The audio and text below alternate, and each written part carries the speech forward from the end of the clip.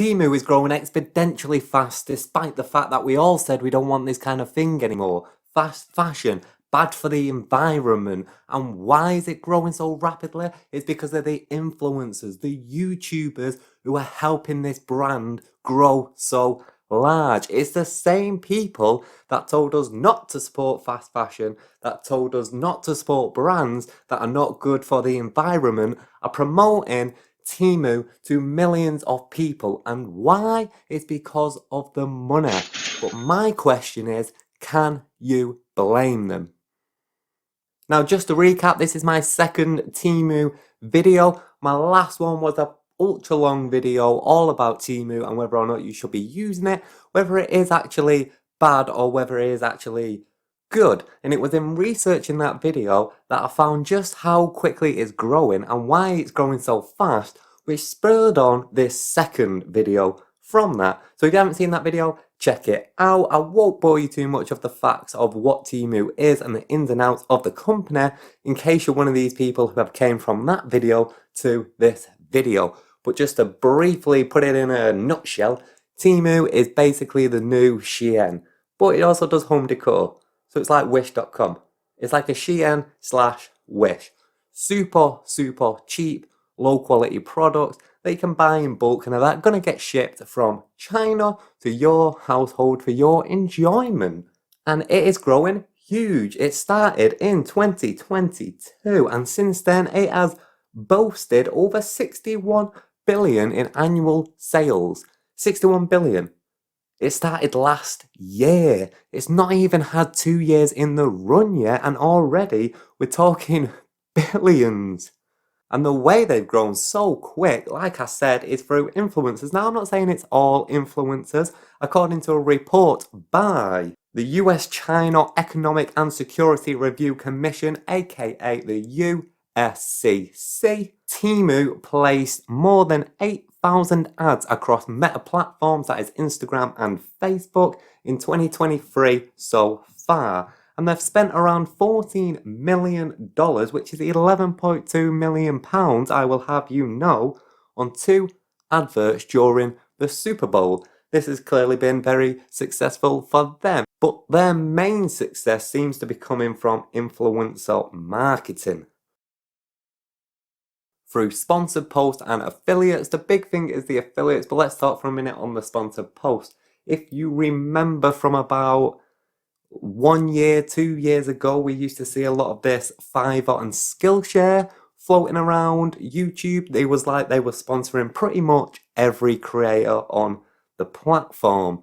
Temu is the new Skillshare. It's the new Fiverr in terms of being sponsored by pretty much every creator on the platform. They're seemingly working with a lot of agencies that are reaching out to a bunch of people. I've got a super small following here, and yet I myself has had about 2 emails from an agency representing Temu about partnering up to some kind of sponsorship, and I've seen videos from a lot larger creators who have been showcasing that they're getting loads and loads and loads of this email, so they're really reaching out to people on a high degree. But the main subject of this video really comes down to that affiliate marketing. So if you don't know much about affiliate marketing, I'll put a little definition here that is easy to understand, but just as a little sum up, it's basically like referring a friend and you earn some of the commission. Pretty much every creator does it, every YouTuber does it. I do it all the time. Check out any of my videos, check out this video. Look in the description, you'll see links to Amazon. They are affiliate links. It hurts no one. How it works is you can join a network or partner with a brand, and when you promote a product, they give you a special link to that product so they can track how many people have clicked it and how many people have bought a product via your link. This is at no cost to the person buying the thing. So it's a win-win for everyone. But generally speaking, in order to make good money from this, you need a large audience because commissions are never too high. They can't be that high. Otherwise, the brand wouldn't make a profit, right? So I partner with Amazon. It's between 2 and 8% commission I get per product. One of the things that I link below is this microphone right here that I use, which is about £99 off Amazon. And if just for ease of understanding, let's say it's £100 of Amazon. If you buy this, I will probably earn about 150 to £2. So in order to make good income, there needs to be a lot of people buying it, right? Commissions, not so great. Temu does their own affiliate marketing, which you can go direct to them. Their commission is 20%. So they boast one of the highest commissions I have ever seen. On top of that, you get a £2 referral reward on each referred new user download. Everyone who signs up and downloads the app, you get £2 just for that without them even buying anything. They themselves even boast that you can earn up to 150 grand per month with their affiliates. Now that is probably really overstepping the mark. For the majority, you're not going to earn that much. Not for regular people. You've got to have a large audience to be able to earn 150 grand. But despite that, it's still one of the best affiliates I have ever seen. One of the best commissions that I've ever seen, and one of the easiest to sell because, hey, everyone's looking for home decor, everyone's looking for fashion, and it's super cheap. If you scroll down, you can see just how many people have joined this network so far. We have over 300,000 creators have joined the network, including some of these lovely people right here. Now, the catch-22 is that Temu is very much fast fashion, bad for the environment. It's everything that fashion content creators are saying we should stay away from. It's just another Shein, which everyone is saying do not use. It's bad for the environment.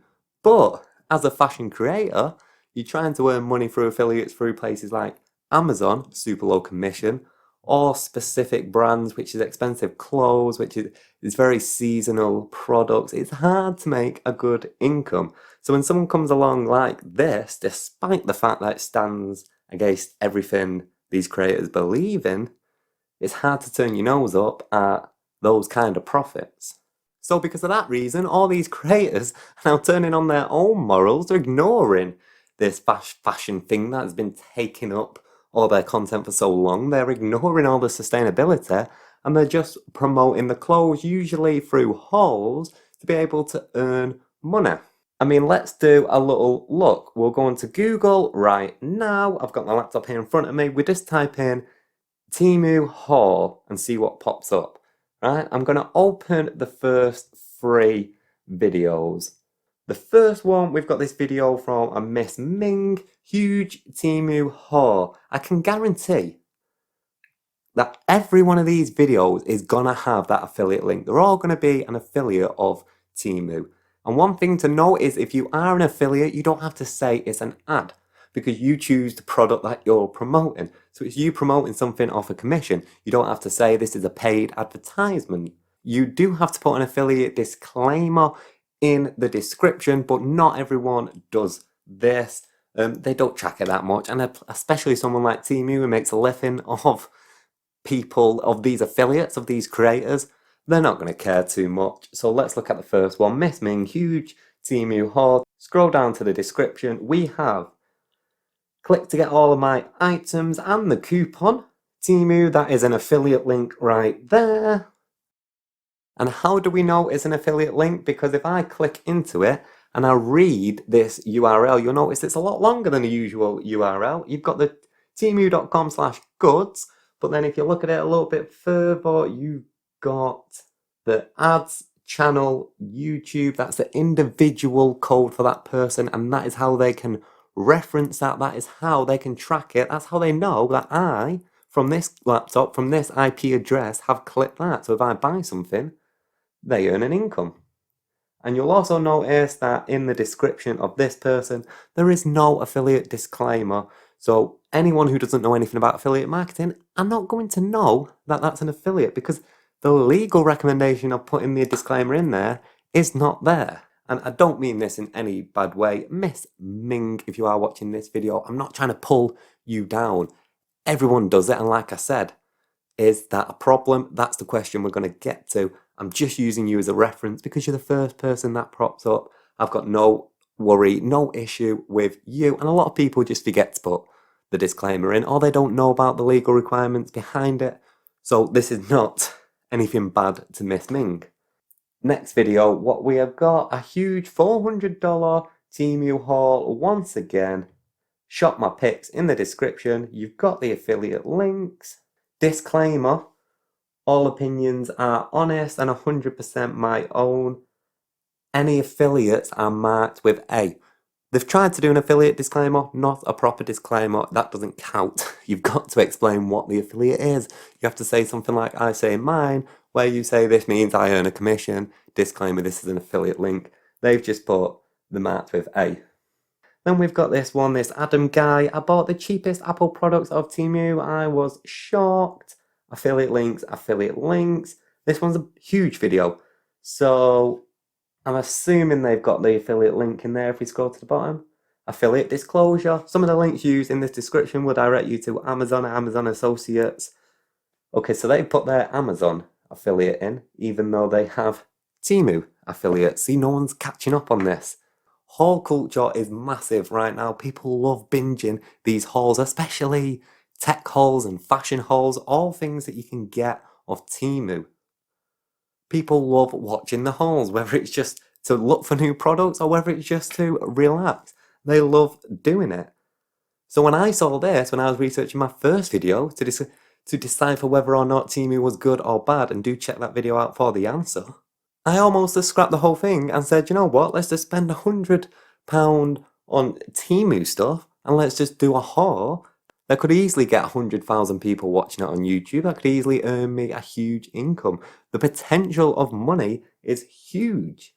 The only reason that I didn't do it is because I decided that myself, I wouldn't be using Temu as an individual. I personally am not going to use the brand. Not that I see anything bad with the website or the app, I just personally won't be using it. So I feel like if I did this whole haul and started becoming one of their affiliates, it wouldn't make sense. The reason I put those affiliates in the description that are in there are because the things I use, they're my lights, it's my camera, it's my microphone, it's things that I do endorse.